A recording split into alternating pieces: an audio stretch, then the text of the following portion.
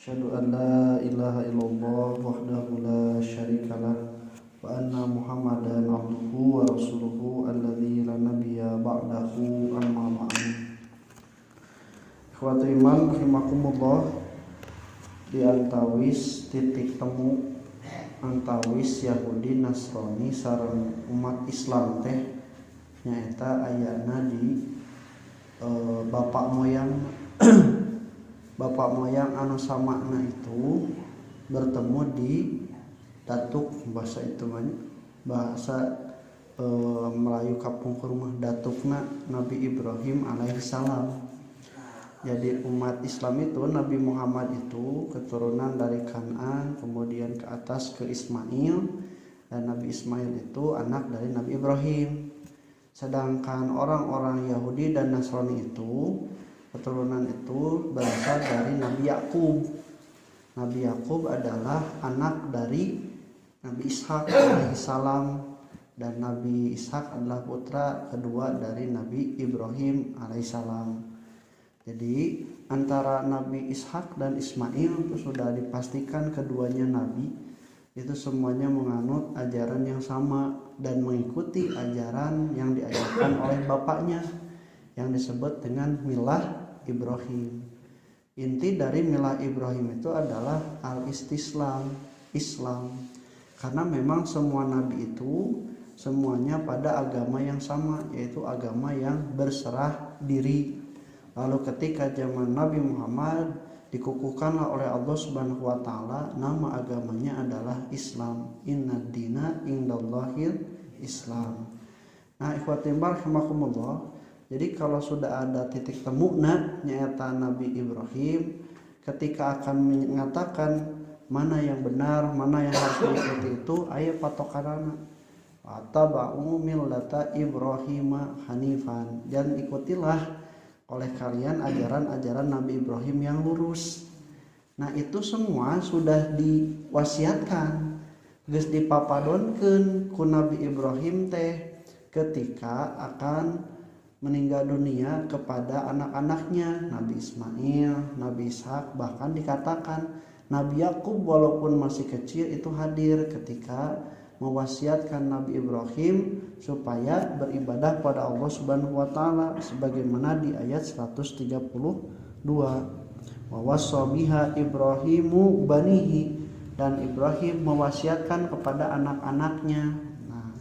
Kemudian Fatimah rahimakumullah, demikian pula Yakub dengan diidofatkan wa Yaqubu, demikian pula Nabi Yakub, dia mewasiatkan sebagaimana apa yang diwasiatkan oleh Nabi Ibrahim pada anak-anaknya, maka Yakub pun mewasiatkan kepada anak-anaknya.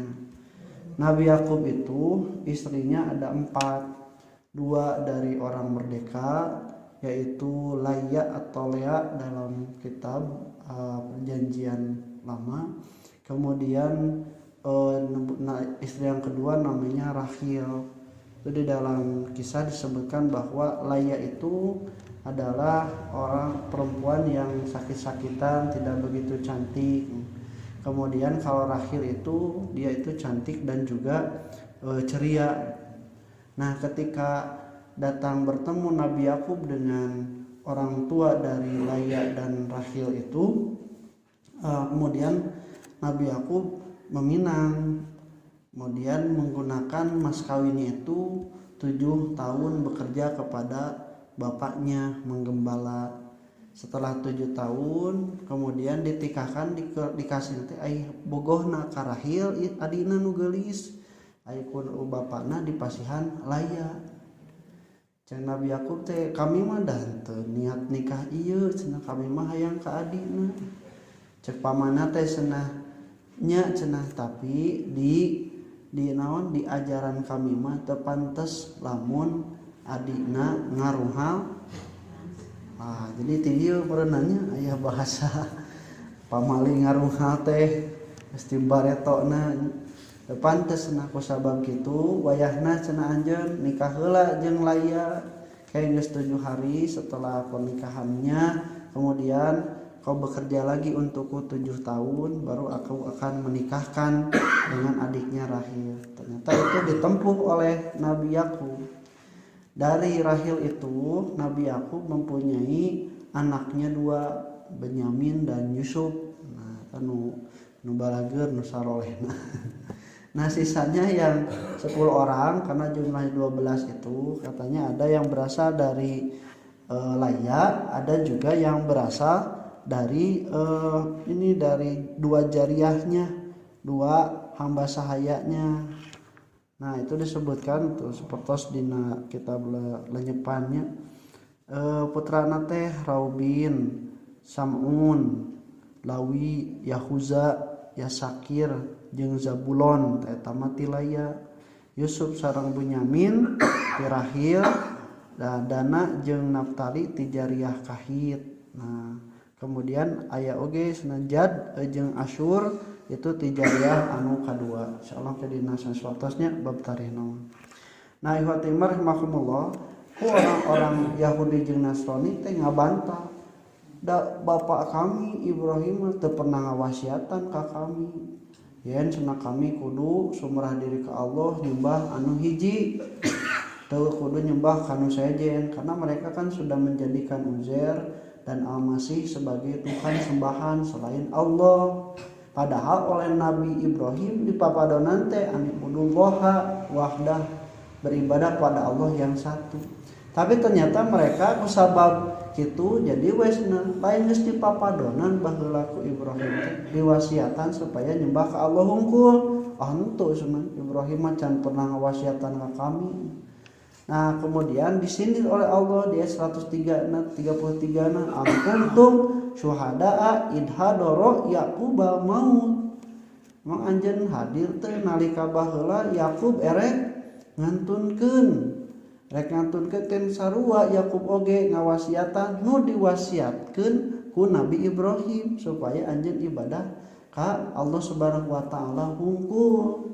Nah, itu berdasarkan nenek-nenek moyang mereka, bapak-bapak mereka yang hadir ketika Nabi Yakub mewasiatkan juga dicatatkan dalam kitab-kitab, dalam Alkitabnya. Maka tidak ada alasan sebenarnya bahwa Nabi Ibrahim tidak mewasiatkan sebagaimana diwasiatkan oleh Nabi Yakub alaihissalam. Disindir ku Allah teh kan anjeun hadir teu dina nalika baheula Yakub wasiat. Di sini watimar rahimakumullah disindir ku Allah. Maka ketika mereka itu ai bab anu alusna ngaku cenah abi teh katurunan Ibrahim, urang teh katurunan ti Nabi Ishak, Nabi Yakub, ai palebah anu gorengna kakara bercuci tangan. Maka ini dikatakan oleh Allah Subhanahu wa taala nanti di ayat selanjutnya, tidak berguna nasab itu, tapi yang paling pokok itu adalah amal masing-masing. Nah, ikhwati rahimakumullah, di sini dikatakan idhadoro Yaqubal mautu, ketika telah hadir kepada Yakub itu kematian. Jadi bukan Yakub yang mendatangi kematian, tapi kematian yang mendatangi Yakub. Semua kalimat yang berkaitan dengan kematian itu dijadikan fa'il oleh Allah, karena orang itu bukan ingin mati atau tidak ada yang dikersakeun bunuh diri oge mati oleh dia, bukan, tapi kematianlah yang datang. Dalam bahasa hadis kalimatnya itu sangat indah dengan kalimat tuwufiya, parantos diwafatkeun. Ai wafat teh hartosna sampurna naon, sampurna ajalna, otomatis sampurna rezekina. Sabab lamun ajalna aya keneh rezekina beak karunya bade nuang naon kitu nya, atawa lamun rezekina aya keneh ai ajalna geus beak atau jadi kangosaha. Tahu Allah teh ketika seseorang diwafatkan sempurna ajalnya, waktu hidupnya, umurnya juga sudah sempurna, rezeki yang dia berikan sanajan ngan ukur saregot cai samemeh ngantunkeun. Nah, ikhwati rahimakumullah, kalimatnya dengan kalimat dimajhulkan, dipasifkan, diwafatkan. Karena walaupun ada yang membunuh, ada yang bunuh diri, itu pada dasarnya bukan mereka sendiri yang mewafatkan, tetapi Allah Subhanahu wa taala lah yang mewafatkan. Kata Imam Al-Qurtubi, kenapa disebutkan hadara Yaqubal maut, ketika kematian hadir kepada Yakub, maksudnya bukan pas nalika sakarat, da keur sakarat mah boro-boro erek wasiat ngemutan itu ngemutan itu. Tapi yang dimaksud ketika hadir satu asbabnya, yang kedua hadir muqaddimahna. Jadi maot teh aya sebab-sebabna kumaha bisa maot, aya muqaddimahna pendahuluan ketika seseorang akan meninggal dunia. Bahkan di hadis nu sanes mah sebatkeun aya ciri-cirina heula samemeh datang maot teh. Ciri-cirina puntennya sanes aya nu sebatkeun cenah zaman nu rek maot mah 40 hari sebelumnya dia itu makannya semakin banyak. Kayak bisi leungit nafsu makan, terus ulang-ulang bisi ulang-ulang teh boga duit. Nah, bukan, yang paling pokok itu ciri-ciri kematian akan datang itu yaitu ketika ditanyakan oleh Nabi Musa, bukankah kau akan memberitahukan kepada utusan-utusanmu sebelum kau mencabut nyawa? Iya kan sudah datang. Nah, apa utusanmu itu?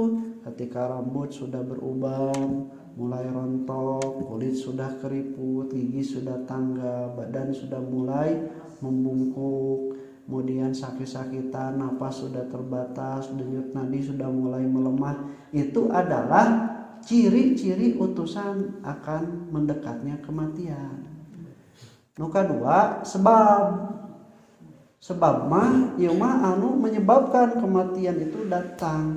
Nah, orang sok nanya teh sebabna, ngantunkeun si bapak itu kunaon tah eta teh sebab teu damang heula cilaka serangan jantung. Orang teh langsung dijawabna teh takdir. Sanes maksudnya nu ditanyakeunna teh sebabna naon. Walaupun bagi Allah Subhanahu wa taala tidak perlu sebabna, kan mureunanya tetap sebab nama yang paling sederhana itu ya ketika detak jantung berhenti, denyut nadi berhenti, oksigen dari paru-paru kemudian ke otak sudah tidak ada, itu yang paling jelas sebab kematian mah sebagaimana yang ditetapkan oleh ahli medis. Nah, urang mah nyebutkeun sebabnya tadi cilaka, nepikeun ka maut, teu damang repot tapi teu ieu naon teu antunkeun serangan jantung atau sesak napas atau kumaha teh sebatna sebab. Nah, urang diperintahkan oleh Allah Subhanahu wa taala itu untuk menghindari sebab-sebab kematian itu karena supaya kita menjaga diri kita itu tidak menantang maut istilahnya. Jadi anger kudu apik natuangeun olahraga keur ngajaga yang diri urang teh awak urang teh amanah gitu. Ti Allah Subhanahu wa taala tong nepikeun ka beulak kesentreng cenah. Waktu maot teh sagala didahar padahal teh pantangannya tara daek olahraga tara daek hidup olah sehat. Tah nu kitu teh sanajan misalnya can waktuna maot tapi waktu rentang menuju kematiannya ripuh ngaruksak awak tah eta teh teu amanah. Henteu ngajaga awak anu dipaparin ku Allah kan bakal ditanya wa anjismihi bima abla eta awakna nepi ka rusak dipake naon wae. Kemudian Fatimah rahimakumullah baru ada muqaddimah. Tadi mah sebab ini muqaddimah.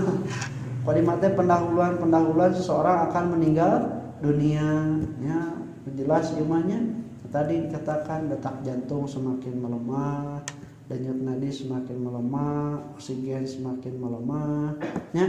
Atau misalnya dari jarak jauhna ketika sudah diponis penyakitnya berat, itu adalah muqaddimahnya, pendahuluan seseorang menghadapi kematian. Nah, ketika sudah dirasakan hal seperti itu, maka di dalam Islam itu disunahkan untuk berwasiat.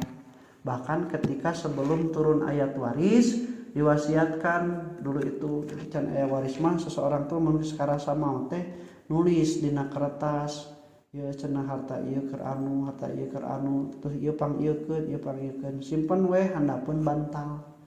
Nalika kematian itu sudah menjemputnya dipariksa keluargana di handapun bantal aya tulisanana kade we ninggalkeun catatan hutang hungkul. Nah, mudah Fatimah rahimakumullah turun ayat waris sabab jamat penyakit itunya Dan dengan adanya wasiat itu bagus bahwa manusia itu akan selalu sadar, ingat, waspada bahwa kematian itu bisa kapan saja menjemput, maka berwasiat. Tapi kusabab beberapa jamaah tidak mau menyadari kematian, bahkan lamun geus geuring ripuh kan teu wani urang teh mutanya bilih ieu tos pondokan urang tengah dicarekan. Nah, maka ayat rahimahumullah turunlah ayat waris.